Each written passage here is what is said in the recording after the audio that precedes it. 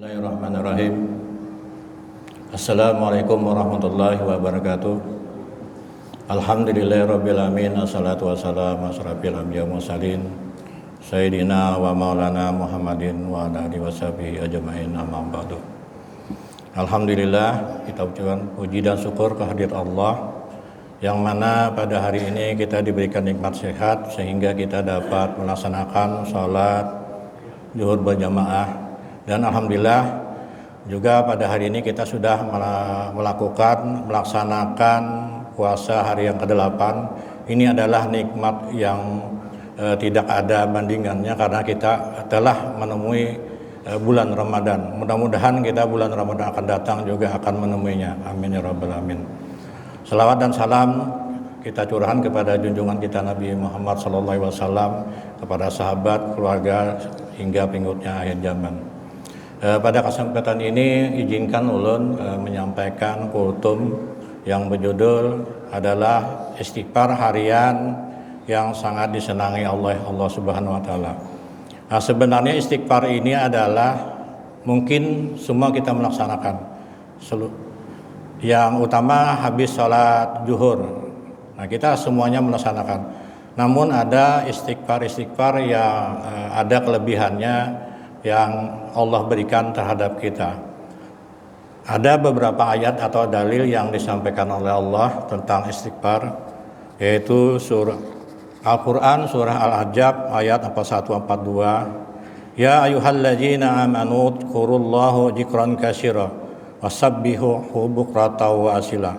Wahai orang-orang yang beriman, ingatlah kepada aku dengan mengingat namanya sebanyak-banyaknya dan bertasbihlah kepadanya pada waktu pagi dan siang.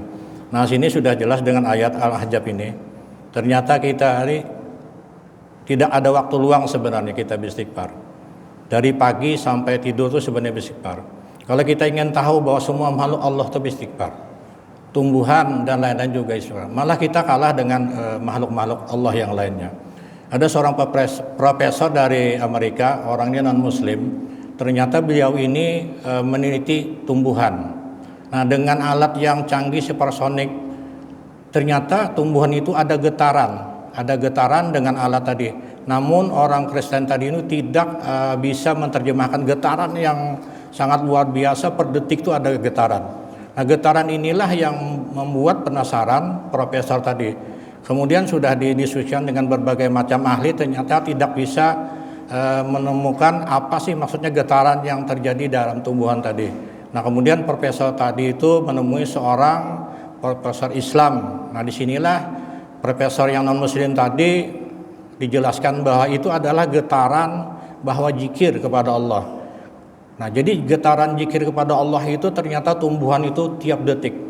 Nah, kalau kita dibandingkan dengan tumbuhan, kita mungkin tidak ada apa-apanya.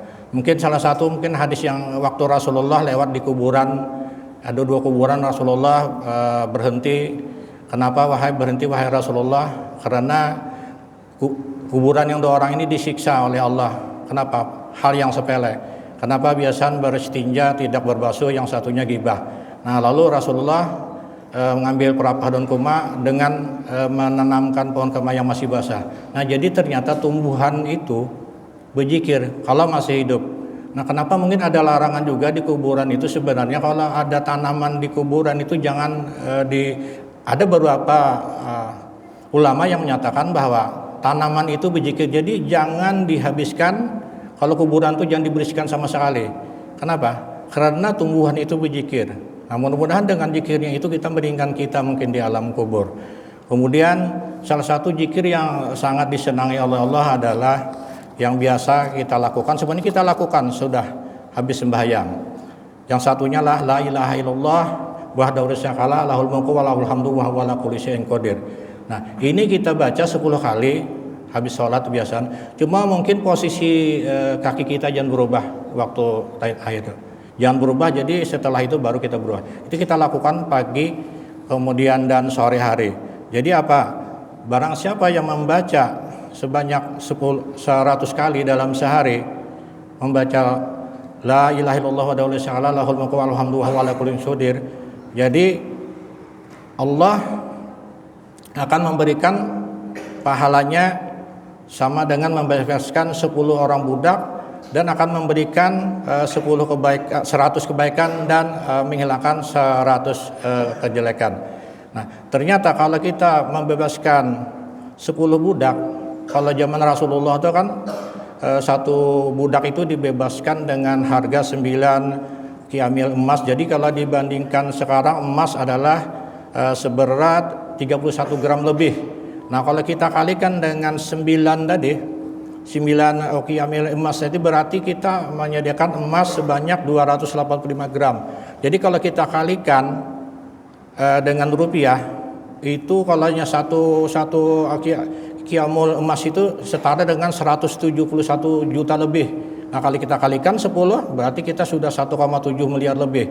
Nah, dengan mengamalkan la ilaha illallah wa alhamdulillah wa ala kulli syai'in qadir, berarti kita sudah bersedekah sebanyak 1,7 miliar lebih.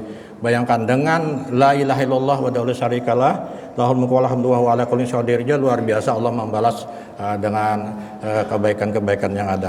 Kemudian banyak lagi mungkin yang kita sampaikan, bahwa salah satu ada contoh mungkin dari Imam Al-Ujayyah menceritakan kepada murid-muridnya, menceritakan bahwa di saat Imam Ahmad bin Hambal di saat tuanya itu, beliau sebenarnya tidak ada keinginan untuk pergi ke Sam. Nah, namun kenapa hati beliau ini ada yang mendorong ingin ke Sam, padahal dari Baghdad ke Sam itu jauh sama sekali. Kemudian tanpa sadar Imam Ahmad bin Hambal ini pergi ke Sam. Nah, dalam perjalanannya Imam Ahmad bin Hambal ini kan mau melaksanakan sholat asar.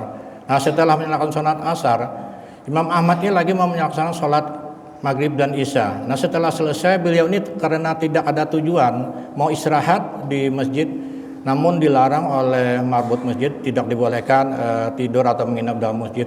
Kemudian Imam Ahmad lagi meminta bahwa supaya bisa istirahat di luar masjid, cuma tetap juga tidak diizinkan.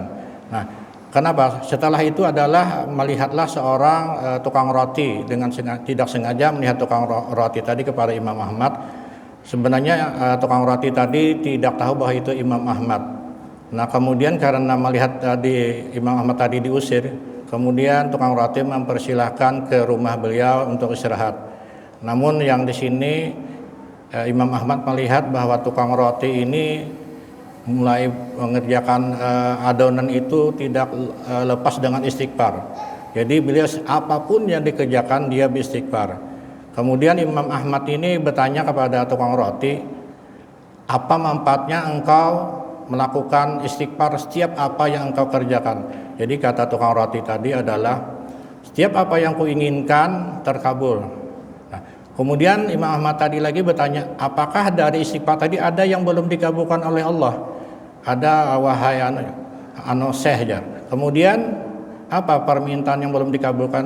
Bahwa tukang roti tadi adalah berkeinginan untuk menemui Imam Ahmad bin Hambal, cuma sampai sekarang tidak ketemu. Nah, ternyata tanpa disadari oleh tukang roti tadi, yang di hadapan tukang roti tadi adalah Imam Ahmad bin Hambal.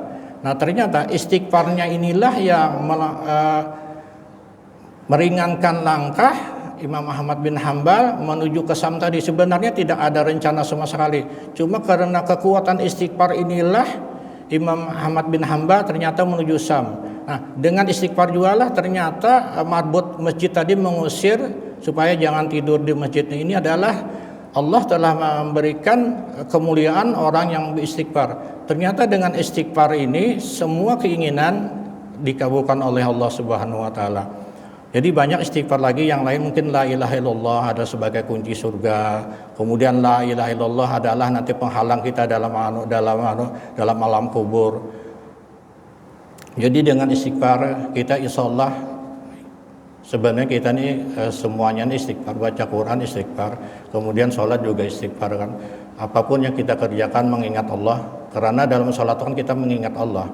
Kemudian baca Quran juga mengingat Allah.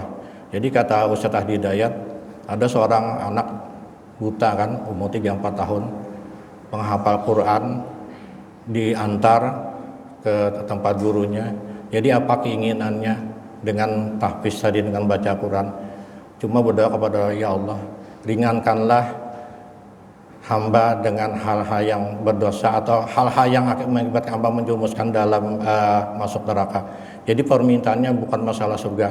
Ya Allah, dengan syafaatnya Rasulullah, syafaatnya Al-Quran, semoga hal-hal yang buruk nanti diringankan oleh Allah Subhanahu wa taala.